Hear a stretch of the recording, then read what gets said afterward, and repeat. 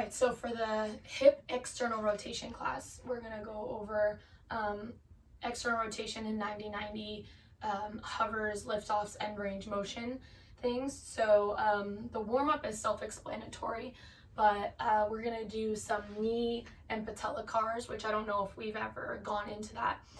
For the knee, there's like 3 levels that I like to work with. But first I start off with a chokehold position to solidify the hip from moving side to side. I flex the ankle because you don't want to have this. And then I hold on top of my knee just again to solidify that position.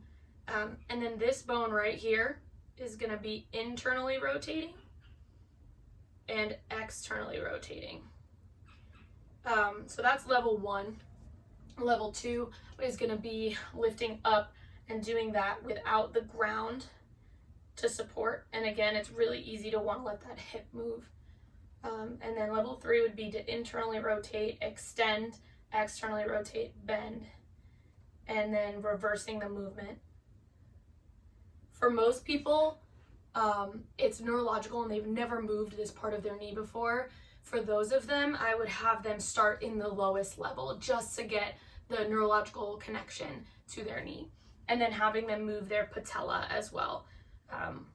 Side to side, down and forward, and then some cars making circles with it. And then we're gonna go into our 90-90. Of course, the deep stretch with pails and rails. For this, it's all typical. For pails, starting at 20%.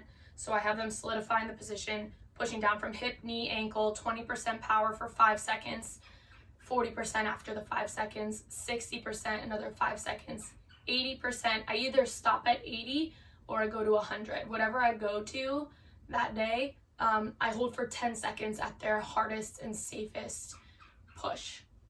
And then the same thing for the rails contraction, making sure that their knee is not coming up. We're gonna go into end range liftoffs. So depending on how much external rotation the person has is gonna determine the level of our body. So we're gonna either start off in kickstand position where this hand is being used as support. The next level would be to go down to your elbow. And then the easiest level would be to take a block and just lay down completely on the side. The top leg can go straight and trying to lock it out. If this is uncomfortable, they can put a block underneath and just kind of support it there. Or just keep it straight, doesn't really matter with the back leg. But if you want to challenge them a little bit, keep that leg straight and pushing down into the ground. And this is where they will then start with their lift-offs, trying to get the ankle as high as they can into external rotation. But I'm going to show you it in the kickstand position. So I'm solidifying and I'm lifting up. And obviously this is pretty difficult for me, but I'm going to hold for 5, 4, 3, 2, 1, and back down. And then we're going to do 90 seconds or so of prescribed work. And that is end range liftoffs. Okay, so the next movement we go into is passive range holds. I like to do this on my elbow. I grab underneath my shin and I pull my leg up into a passive position where I feel the stretch. Again, people can do this here or even sideline. I personally like to do it on my elbow. And then what I'm gonna do, the goal here is to try to lock it into that passive range and slowly and eccentrically lower it. We don't wanna drop it. We wanna try to engage, and I call it failing beautifully or parachuting down with that leg. Okay, so again, try to hold it up at the top for 2 to 5 seconds and slowly 3, 2, 1 down. And again, the prescribed amount of time will either be 60 seconds or 90 seconds of work. After that, their hip is gonna hate them. So we're gonna lay down on our side and do some side lying hip cars. So for this one, the bottom leg is going to straighten all the way. The top one is going to be the moving one. So I like to solidify and get a neutral spine because we don't want that moving during the hip cars. And there's the side lying series of hip cars. I'd say just a 60-second work here, maybe 30 seconds forward, 30 seconds back. And we're going to start capsule cars. So keeping the knee where it is, we're going to rotate that hip externally, trying to get as much rotation out, squeezing for 5 seconds, And then internally, same concept. What we don't want to see is that people are moving that knee constantly, that they have a neutral spine and that they're holding that hip. Sometimes it even helps to put your hand on the knee to kind of see if you're moving it or not. Okay, so for the side lying hip series, we're going to take a block and place it underneath their head for comfort. We're going to be working the bottom leg, so we're going to take the top leg out of it. If they have really good external rotation and are comfortable laying like this is also external rotation, so they're kind of getting a secondary stretch on top of working the bottom leg, which will be 90 degrees from the hip. If this is too deep for them, they can just relax and hold their hands out here in this position. So what we're going to be doing here, I prefer this position. We are going to be hovering and lifting this leg into as much external rotation as we can without any compensation for time. Then we're going to take another block and we're going to place it. I'm going to bend the knee to my butt and I'm going to place the block at varying levels depending on their ability to hover right at the shin.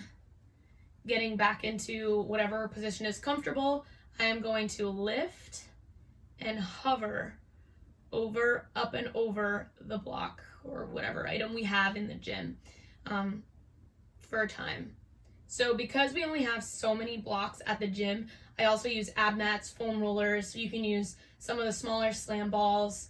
I get creative with what can be used for support or hover. They can hover over their shoe, they can hover over a ball, anything that is challenging for them. Then we're gonna go into straight leg. So I'm gonna scoot this way a little because I have no room. Yeah. I'm gonna kind of go on an angle, hopefully you can see me. We're gonna go into straight leg liftoffs. And from here, we're gonna work some knee hinges. So really squeezing out in that position, extend, squeezing out in that position and extend, and so on. Yep, making sure that they are solidifying all this position and holding and moving for the prescribed amount of time. Okay, so to end, we're gonna do some supine hip cars with a straight leg. I'm gonna kind of go at an angle for this because I don't have room in my room.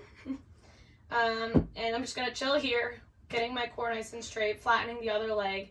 I'm gonna lift my leg up, externally rotate my hip, open it up, bring it down, internally rotate, coming up, external rotation, open and around, and reverse the movement. Again, for the prescribed amount of time.